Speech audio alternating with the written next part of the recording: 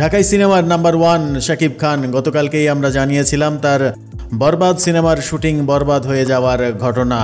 এরপর নতুন করে আবারও একদিনের ব্যবধানে খবর এসেছে শাকিব খানের নতুন আরেকটি ছবিরও শুটিং বন্ধ হয়ে গেছে। শাকিব খানের আরেকটি সিনেমা শের, যার শুটিং হওয়ার কথা ছিল ডিসেম্বর মাস থেকে, সেটিরও শুটিং নাকি পিছিয়েছে এমনটা জানা যাচ্ছে। প্রযোজনা প্রতিষ্ঠান সূত্র বলছে আগামী বছর তারা পরিকল্পনা করবেন সিনেমাটি নিয়ে।